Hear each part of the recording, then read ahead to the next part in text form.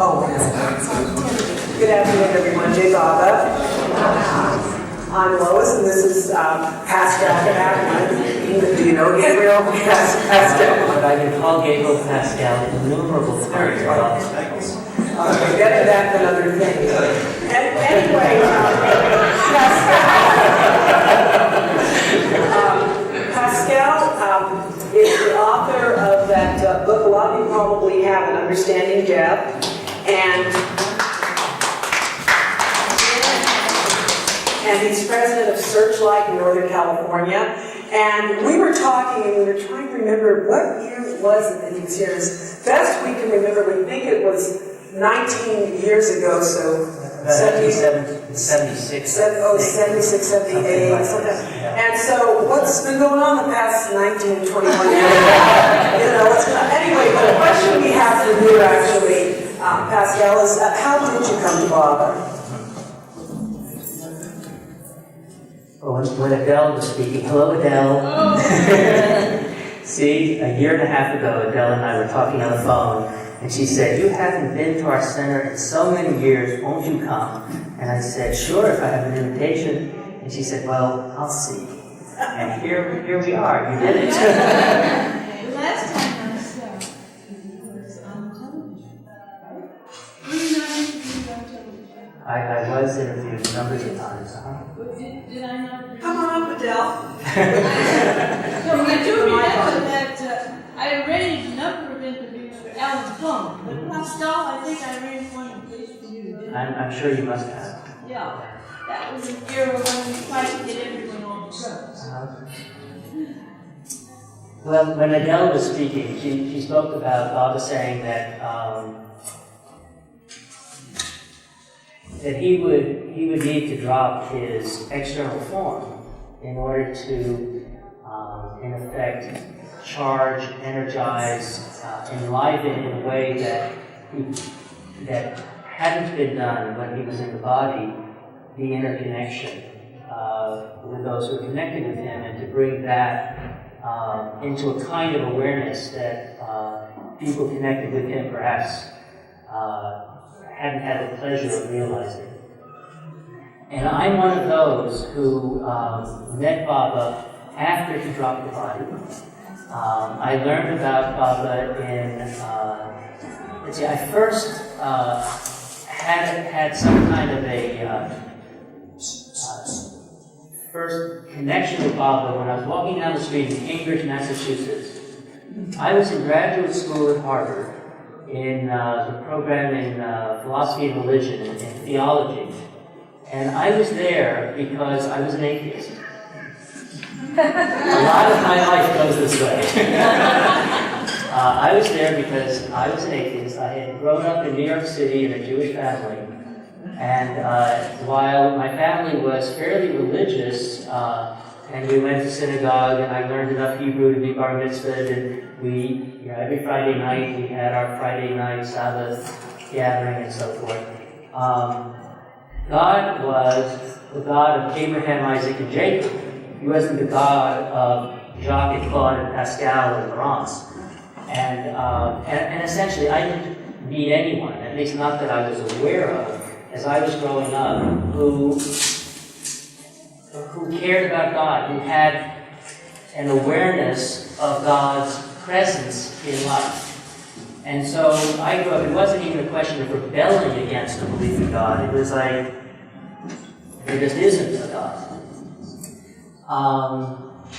When I was about 6, one Sunday morning I was watching television, and my parents were asleep, and instead of watching cartoons, which I guess is what I usually watch, this show came on about some kind of a new thing that had been developed.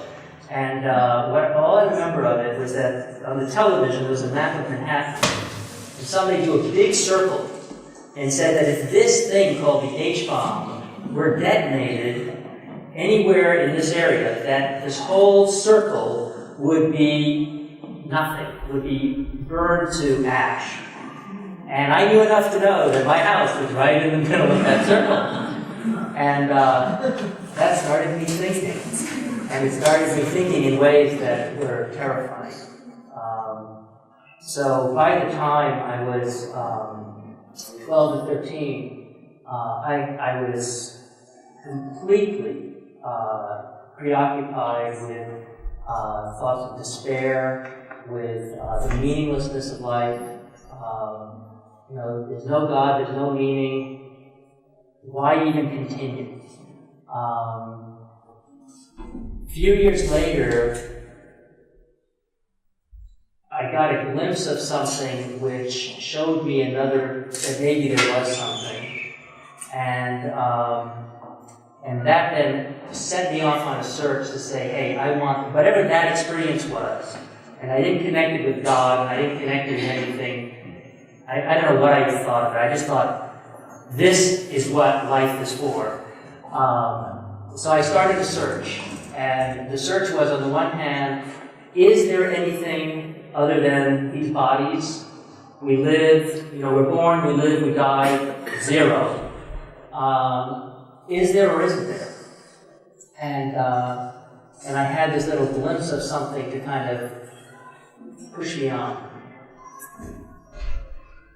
I was in college in the 60s, involved in SDS, the anti-war movement, all of the stuff that, probably many of us here were involved in. And when it came time to graduate, I felt myself completely torn in two directions. On the one hand, it was the height of the Vietnam War, and I felt very, very strongly that I wanted to...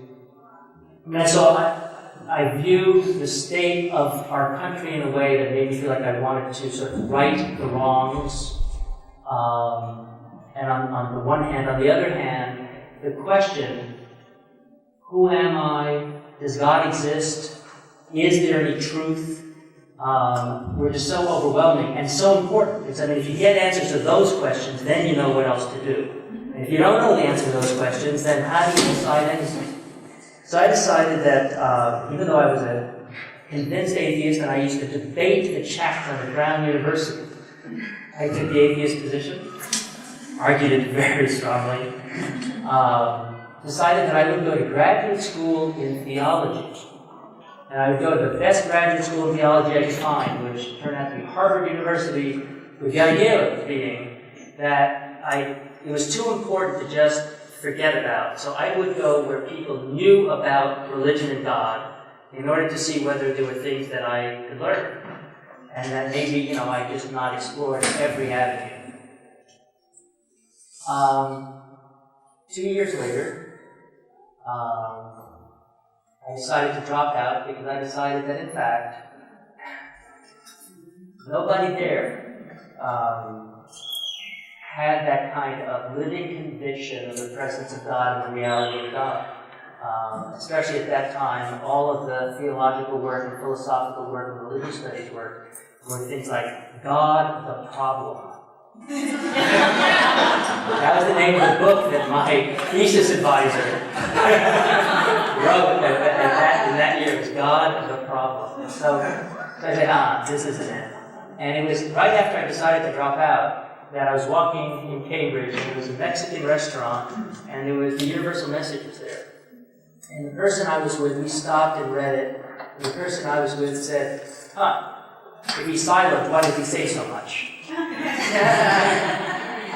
And I thought, I didn't say anything, but I thought, don't put it down. And that was, I didn't even read Mayor Bob's name, we just read the message. That summer we went and we became full-fledged hippies in the woods of Vermont. And toward the end of the summer, in the middle of the summer, I got a call from a friend of mine who said, listen, I think that I'm with somebody who's onto something that we've been looking for. It's Richard Alpert. He's been to India. He's come back. He's now called Baba Ram Das. And he's teaching the stuff he learned in India. He's teaching us meditation. He's teaching us yoga. He's teaching us pranayama. Come on over. So my wife and I and our 8-month-old son left Vermont, went to New Hampshire, met Ram Das, asked if we could stay together. And he invited us to pitch our tent in the woods. He was staying in his father's place in New Hampshire. There were large acreage, and he had a little community of people living in tents. So he was the first person who took my quest seriously, who said, yes, there is something to search for. When I was in graduate school, anytime I raised any question about, truth, reality, God, it was like, can you footnote it? It did not, it didn't work there.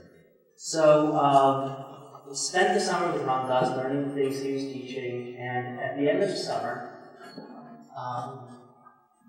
a friend of mine, a lot of people were keeping silence and had little chalkboards. On the back of his chalkboard was a photograph, a little card in there, Baba, that's the don't worry, be happy card, where Baba's all big around, real smiley. And underneath it said, let me help you. If you make me your real father, all your problems will become dissolved in the ocean of my love. And I saw that card, and I didn't even know who it was. I just wanted that card. And so I said to my friend, where can I get a card like that? Knowing that in the ethos of that community, he had no choice but to take it off of his silence board, his chalkboard, and hand it over to me, which he did. And for the next several months, every day I just sat and looked at this card, and I didn't know even who it was. The last thing Ram Dass said to me before I left, the community was breaking up, was, you might be interested in reading Meher Baba. And I said, nah, I know it's not in books. Because I had read thousands of books of philosophy, Eastern philosophy, Western philosophy, psychology, theology, everything. And what I found is that everything was people trying to explain things, and a lot of hypothetical explanations about this and that and the other. And I knew it wasn't in books, so I said no. My wife and I decided we were going to hitchhike to India to find a guru, a living guru, the way that Ram Dass did. So we gave away everything we owned, and except for Soren, our son, and a backpack in which we put some clothes and some paper, disposable diapers. Got ourselves to Europe and started to hitchhike across Europe to go to India to find a master. Well, that didn't work real well.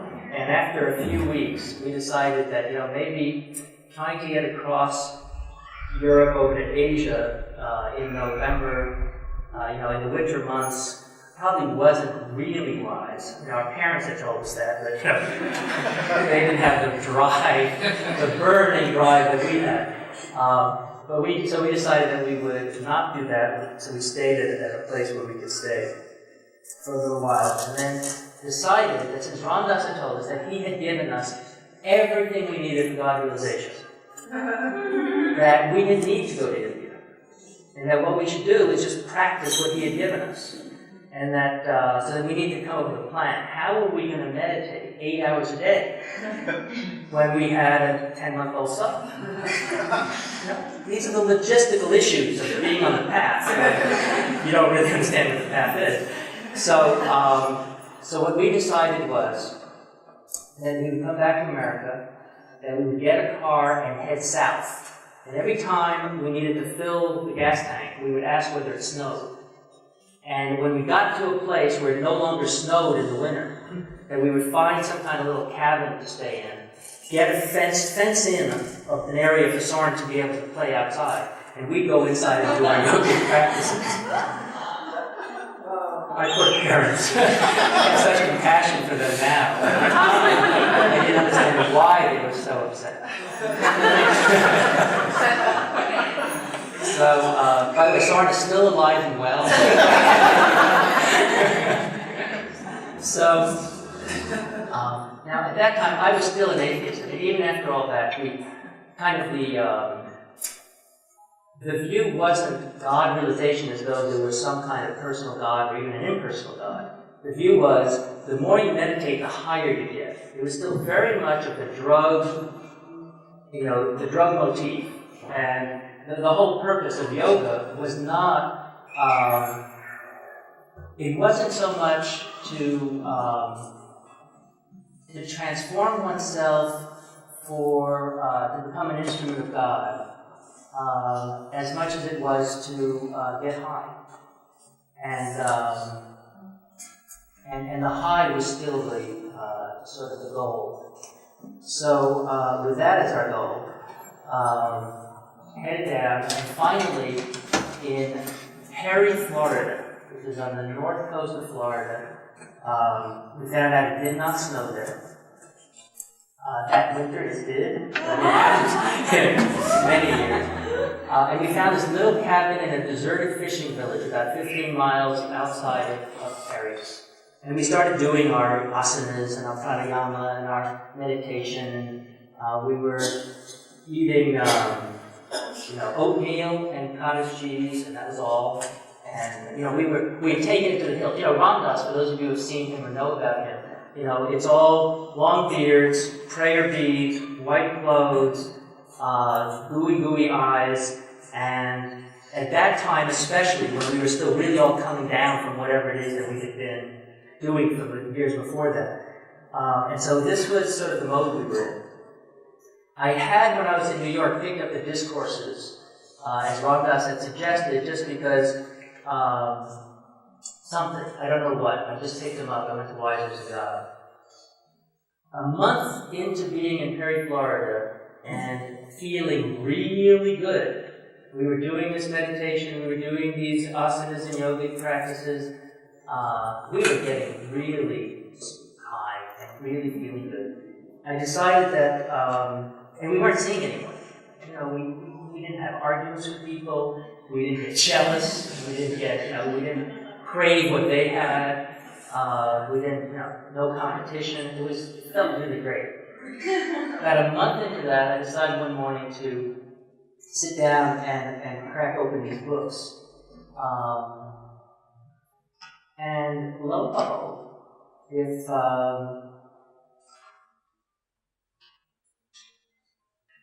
I sat down, I started reading the discourses, and after reading the first paragraph of the discourses, my mind had been trained, and I also had this as a natural inclination, to do what's called critical thinking. Right? You don't get to Harvard unless you're really good at critical thinking. But what critical thinking means is that anything anyone says to you, you can show them why they're wrong. You can show what the hidden assumptions are behind anything they've said or anything you've read, and tear it to shreds. And let them know that you've done that to them. And I was really good at that. And I got fellowships because I was so good at that. And part of my disillusionment with everything that I had read, Eastern, Western, psychological, spiritual, whatever. My mind just was like this. This morning I was thinking about, isn't it in front of Hades that there's this horrible dog? Is it Sahavas, or what's the name of it? That this horrible dog that will tear anything to shreds that comes near. That's the way my mind was. Anything that approached my mind would get torn to shreds. So I was accustomed to doing that, and nothing ever penetrated, that dog.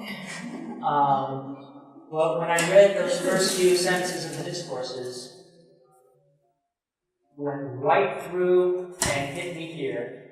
And what I felt was that for the first time ever, that I was reading somebody who knew the truth and who knew what he was talking about.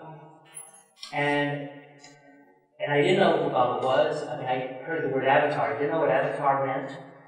But I knew that this was what I'd always been looking for, somebody who knew the truth. And whoever wrote this knew the truth.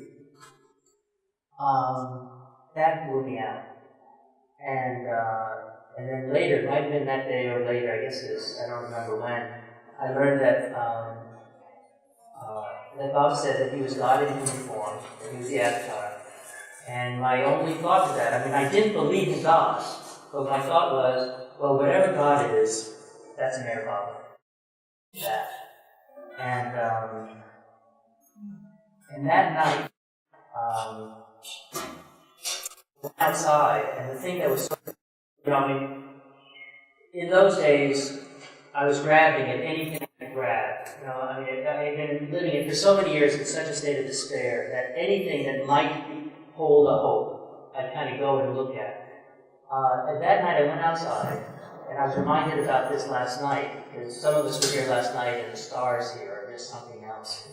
And all through my childhood, and up until that day, whenever I looked up at the sky, I got terrified.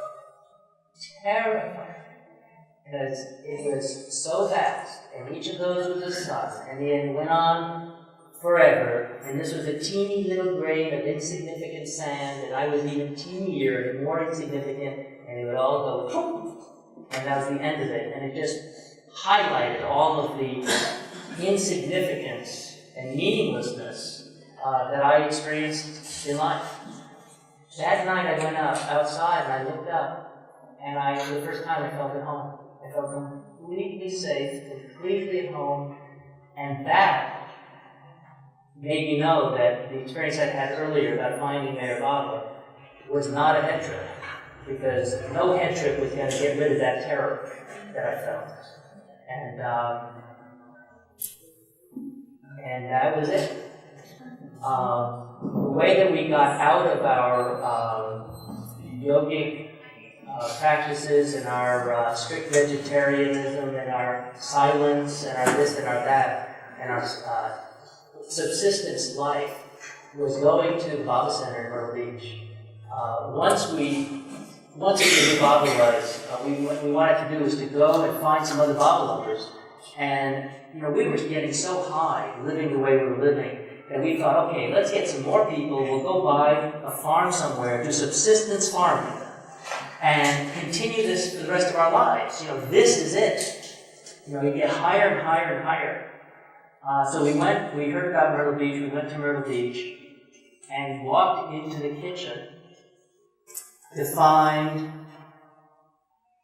people smoking, talking, frying up bacon and eggs. Someone had come down for the weekend and was going back on Monday to litigate a case. Wait a minute. This isn't what I understand to be spirituality. And I got sick. And for 3 days I was really sick, because on one hand, all my stereotypes of what it was to be spiritual were being contradicted right there. On the other hand, I knew that if these people were followers of Mayor Baba, that what they were doing was what I wanted to do. And I couldn't resolve those things. So about 3 days later, and I don't remember who it was, somebody came to see me in my cabin, and we talked about this dilemma. And he pointed out from the discourses how Baba says it's really a help sometimes to go off on a retreat, to be alone, to have time for reflection, but that no work gets done in that kind of retreated kind of lifestyle, if it's dragged on. And where the work gets done is when you're right in the world and somebody bumps up against you, and instead of bawling them out, instead of letting the anger just pour out, that you learn how to work with that, and that where your ego is, that's where the work is, and that all the wonderful feeling we had being away was wonderful, but the work was in the world. So what can I do? Well, speaking of being right in the world, Pascal will be speaking again this weekend, so he can continue his story, his journey, and you can ask whatever questions you want. And we thank you very much for sharing. Thank you so much.